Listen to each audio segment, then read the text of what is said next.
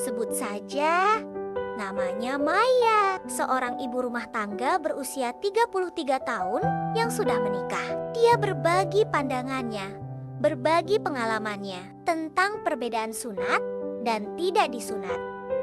Bagi Maya, ini bukan soal fisik semata, tapi soal kenyamanan dan kebersihan. Dia juga menceritakan setelah suaminya itu disunat, dia itu lebih sensitif. Tapi bukan cuma soal fisik saja yang beda. Dari segi kesehatan, lebih mudah untuk perawatan harian. Pria yang disunat terlihat lebih mudah menjaga kebersihan. Ada rasa lebih tenang karena risikonya lebih kecil terkena iritasi atau infeksi ringan. Tapi intinya bukan di situ, melainkan bagaimana pasangan sama-sama peduli terhadap kesehatan. Assalamualaikum warahmatullahi wabarakatuh. Halo sahabatku. Hari ini kita akan bahas topik yang cukup menarik dan sering jadi perbincangan, yaitu tentang perbedaan antara pria yang disunat dan tidak disunat. Tapi tenang, pembahasan kita tetap sopan, ilmiah, dan sesuai pedoman YouTube ya. Tujuannya bukan untuk membandingkan siapa yang lebih baik, tapi untuk memberikan pemahaman yang benar dari sisi medis, kebersihan, dan kehidupan sehari-hari. Sebelum kita mulai pembahasannya lebih jauh, saya pengen tahu dulu nih, sahabat sedang menonton dari daerah mana? Coba tulis di kolom komentar ya. Siapa tahu kita bisa saling sapa. Dan jangan lupa klik tombol subscribe, aktifkan lonceng notifikasinya, dan beri like kalau kamu suka dengan konten edukatif seperti ini. Karena dukungan dari kamu sangat berarti supaya channel ini bisa terus berkembang dan menghadirkan topik-topik menarik lainnya. Mari kita mulai pembahasannya. Sunat atau khitan selama ini sering dikaitkan dengan tradisi dan agama, tapi sebenarnya ada banyak aspek lain yang jarang dibahas, mulai dari medis, kebersihan, hingga bagaimana hal ini memengaruhi kenyamanan dalam hubungan rumah tangga. Dan di akhir, kita juga akan dengar cerita dari seorang narasumber wanita yang akan berbagi pengalamannya, bukan dalam konteks pribadi yang vulgar, tapi dari sudut pandang kenyamanan, kesehatan, dan keintiman emosional dengan pasangannya. Secara medis, sunat berarti mengangkat sebagian kecil kulit luar pada organ reproduksi pria. Tujuannya bukan hanya soal tradisi, tapi untuk menjaga kebersihan dan mengurangi risiko infeksi. Bagian kulit tersebut bisa menjadi tempat menumpuknya kotoran dan bakteri jika tidak dirawat dengan baik. Beberapa studi menyebutkan bahwa pria yang disunat cenderung lebih mudah menjaga kebersihan area pribadi, terutama di iklim tropis seperti Indonesia. Risiko infeksi saluran kemih pun bisa sedikit lebih rendah. Tapi bukan berarti yang tidak disunat pasti tidak sehat sahabatku. Dengan kebersihan yang rutin, hasilnya bisa sama baiknya. Jadi, kuncinya ada pada perawatan diri sahabatku.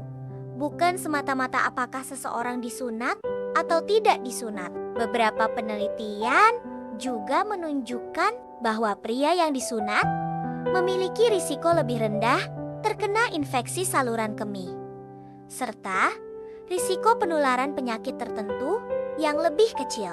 Tapi, data ini tidak berarti semua wajib melakukannya, karena efeknya bisa berbeda tergantung lingkungan, gaya hidup, dan pola perawatan. Artinya, keputusan untuk sunat atau tidak adalah soal preferensi, keyakinan, dan kesehatan individu. Dokter biasanya menyarankan sunat bila ada indikasi medis, misalnya sulit membersihkan area tertentu atau ada masalah kulit seperti fimosis. Ya, itu ketika kulit luar sulit ditarik ke belakang. Sekarang kita masuk ke sisi budaya dan agama. Di Indonesia sendiri, sunat sudah jadi tradisi turun-temurun. Bahkan sering dirayakan sebagai momen penting dalam hidup seorang anak laki-laki. Bukan hanya soal kesehatan, tapi juga simbol kedewasaan dan kebersihan diri secara spiritual. Dalam Islam, sunat dianggap bagian dari ajaran kebersihan. Sementara di beberapa budaya lain, praktik ini justru tidak dilakukan karena dianggap tidak perlu atau bertentangan dengan kepercayaan setempat. Menariknya sahabatku, di dunia modern sekarang, alasan budaya dan medis seringkali bercampur. Ada keluarga non-religius yang tetap memilih sunat karena alasan kebersihan. Ada juga yang menolak karena ingin menghormati hak tubuh manusia. Sahabatku sekalian, semua pilihan itu sah-sah saja selama dilakukan dengan informasi yang cukup. Yang penting, kita tidak menghakimi pilihan orang lain karena tujuan utama dari semua ini tetap sama, menjaga kesehatan dan kebersihan diri. Sampai di sini, paham ya sahabatku?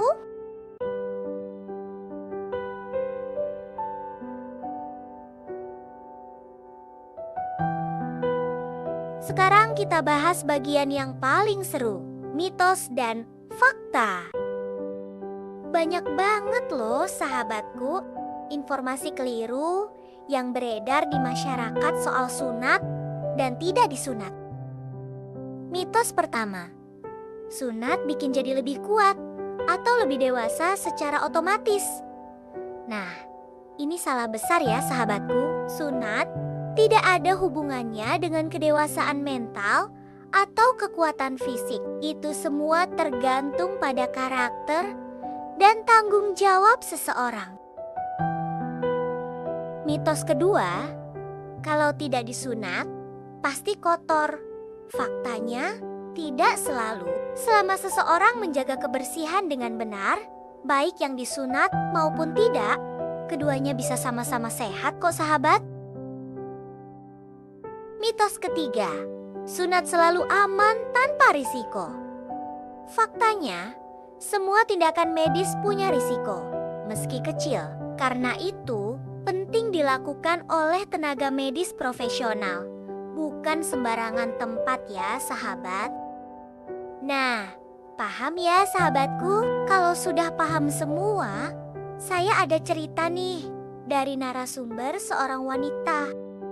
Sebut saja namanya Maya, seorang ibu rumah tangga berusia 33 tahun yang sudah menikah. Dia berbagi pandangannya, berbagi pengalamannya tentang perbedaan sunat dan tidak disunat.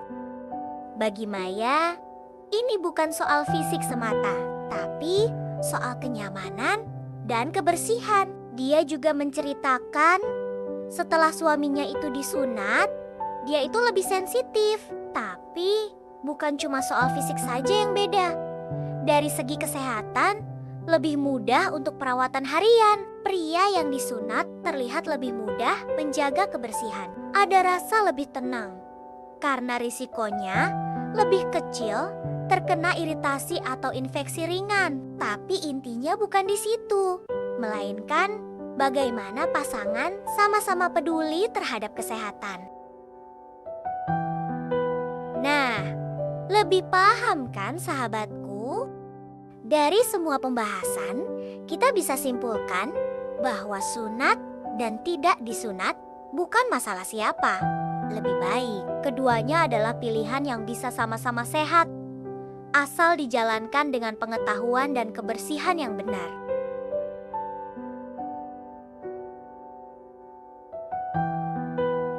Nah, sekian dulu ya sahabatku. Semoga video ini bisa membuka wawasan baru dan membuat kita lebih bijak menilai perbedaan. Karena edukasi yang baik bukan tentang siapa yang benar atau salah, yang sunat atau tidak disunat, tapi tentang saling memahami antara pasangan. Terima kasih ya sahabatku, sudah menonton video ini sampai akhir. Jangan lupa untuk klik like, subscribe, dan bagikan video ini agar lebih banyak orang paham dan banyak orang jadi tahu edukasi ini. Dan seperti biasa, saya pamit undur diri ya sahabatku. Mohon maaf atas segala kehilafan dan penyampaian dalam video ini. Semoga setiap kata yang disampaikan bisa membawa manfaat, bukan perdebatan. Sampai jumpa di video edukasi berikutnya. Wassalamualaikum warahmatullahi wabarakatuh.